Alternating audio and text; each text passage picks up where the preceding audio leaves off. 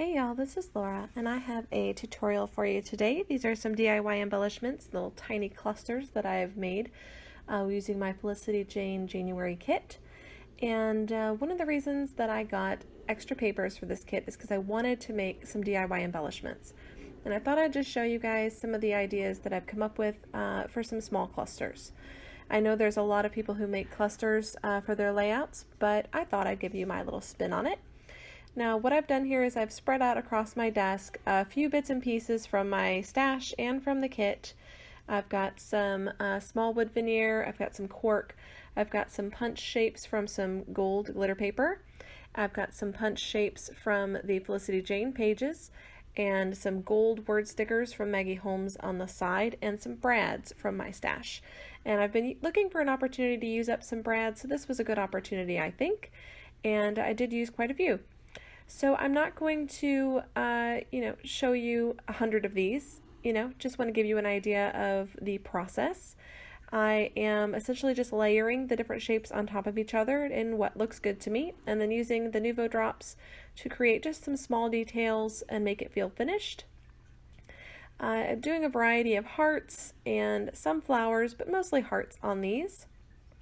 I did use my large scalloped circle punch, my large heart punch, I believe both of those are Fiskars, and a star punch that may also be Fiskars. And then I have a smaller scalloped punch that I believe is Martha Stewart.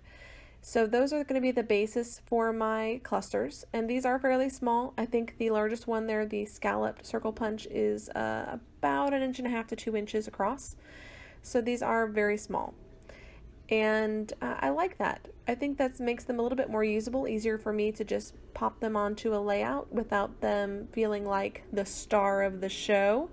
And yeah, so these are just very simple, easy, quick, tiny clusters, and some of them are kind of bright. This one was filmed during the day, which I don't normally do, and you just can't control the lighting of the sun, I'm afraid. And just tried to do the best to get a great angle here. Zoomed in as much as I could without possibly going out of frame. And yeah, so I'm just going to assemble these. This little bow punch is a Martha Stewart punch, and I haven't used it a whole lot, and so I thought I would try to incorporate it a few times on these clusters.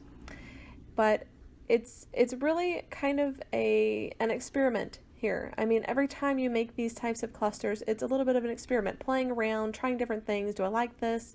Does it need a little bit more, a little bit less? You really need to play around with it, but don't overanalyze it. And one of the things that I found was helpful is to make a couple of styles that you really like, and then just stick with those styles. And you can change up your colors, you can change up placement a little bit, but just using a couple of styles and sticking to that generally makes it easier to do, makes it faster. And I can add these to my kit, and I will show you at the end some very close-up detailed photos of all of these beautiful clusters, and also a layout where I use 2 of them on there. So I'm just going to glue on some of these wood arrows, and I use some cork arrows as well. I wanted these to be very versatile. I wanted them to be able to be used on any layout, not to have anything super specific on them. And I do use my Nuvo drops to just create some tiny little dots, and I like to do them in 3s. 3 dots just seems to add a nice little detail at the end. And you'll notice that most of the clusters are in groups of 3 or 5, and that is I'm trying to remember what it's called. It's some sort of an art thing that they teach you. That's a great technical term, sorry guys. But they do teach you that using odd numbers creates interest in art classes. And so that is why quite often you'll see crafters do this as well. They call it sometimes a triangle of objects on the page, or they'll use a cluster of 3 or 5, because odd numbers create interest. And it does. It's very interesting. It works out very well. Even if you're not really thinking about it, it does create some interest. So that's where most of my clusters are based, and I am using a variety of brads. The object of this really for me was to create quick embellishments that I could add to my pages, that I don't have to think about and assemble while I'm scrapbooking. And also I wanted to use up some of these brads that were in my stash that I've had for forever. And most scrapbookers I know have several of these little brads in their stash and just don't use them. So I wanted to use mine.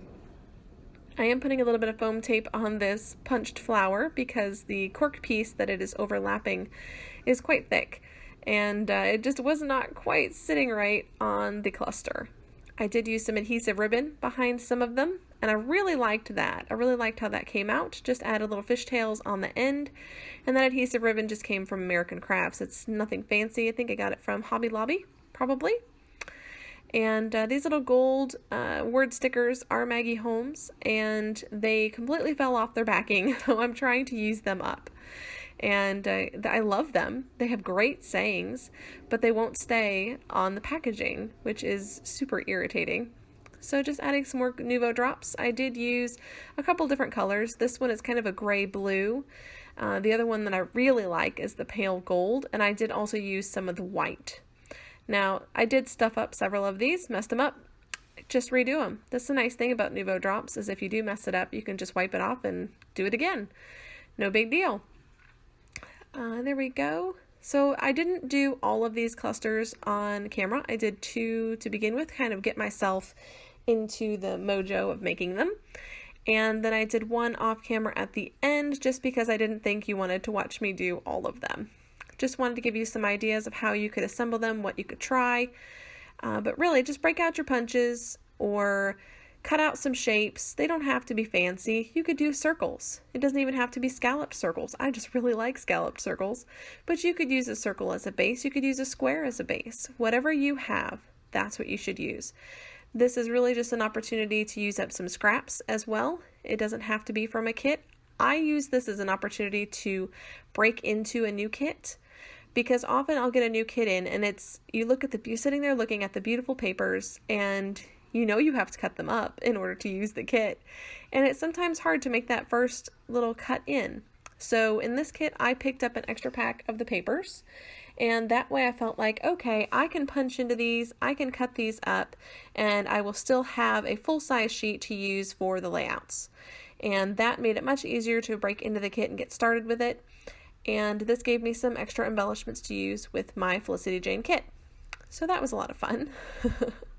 So here's some more of those pale gold Nuvo drops. I'm going to have to get more pretty soon, I think. I use them on a lot of projects. Really like them. I will say that I did find that the wood veneer hearts were a little harder to use because they are so chunky, and layering with a very chunky piece like that was a little bit harder. So here I've got some more cork. I did enjoy the cork though. Broke a couple pieces of cork, taking them off of, because they were adhesive cork stickers. And I did break a couple of them, but the beautiful thing about cork is that they go right back together with no issue at all. You don't see a crack or a seam or anything. It's really fantastic. And these little arrows, they really made a great little boundary at the bottom. Sometimes I use the word stickers, sometimes I use the arrows, but I do find that I like to have a little boundary at the bottom of the cluster, or in my layouts even, for the photo to rest on. I just kind of like the way that that looks. So I used a lot of those. And you know, those are something that I have difficulty using on layouts. The arrows are really cool, but they're just tiny arrows, and unless I'm specifically pointing at a very small object on a picture, I find that I'm not using them very much. So this was a great opportunity to use some of those up. So here's another heart. I did end up doing 5 of the scalloped circles and 5 of the hearts, I believe. Or was it 6? No, 5 of each, and then 1 of the stars. I really like the star, and I think I may do a few more of those because it was very easy to put onto my layout. And again, like I said, I'll have a layout at the end that shows you using 2 of these on one layout, and I think it adds a nice detail. It looks like you've done a whole lot more work than you actually have because you make these ahead of time. And so when you're actually making your layout, you're just putting them onto the page. And yeah, really quick, really easy, and your page just benefits from having the smaller details on there. Now, I have made larger clusters before, And I do have a video tutorial on that as well on my channel, if you'd like to check that out. I did like these bows, but I will say that the opening in the loops of the bows I found a little bit problematic to use on here because you could see some of the objects behind it, and I didn't really like the way that that looked. I think I'd like these bows better if they were a little bit more closed and it was just sort of the outside shape of the bow and not the cutouts in the center. So here we go, there's another one done, and I'm just going to trim off some of this word sticker because it is hanging over the edge quite a lot. But there's not a lot of special technique going on here, guys. It's just a pretty simple cluster.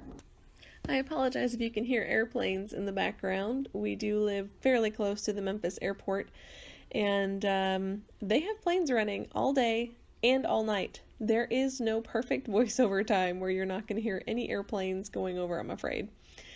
So I do try to pause and let those planes go by, but it doesn't always work. So here I'm closer up now a little bit, and you can kind of see a little bit better what I'm doing. But just layering those hearts on top of each other really creates a really cool effect. I really like it. This is something I will be repeating quite often, I think, and we'll be using for both layouts and cards. Speaking of cards, I wondered if you would like to see a couple of things. I do make cards. I also have quite a few ideas of different types of off-the-page projects. So if you'd like to see some of those things, let me know in the comments below. That's it for now, guys. Here are some close-ups of those clusters. And until next time, bye!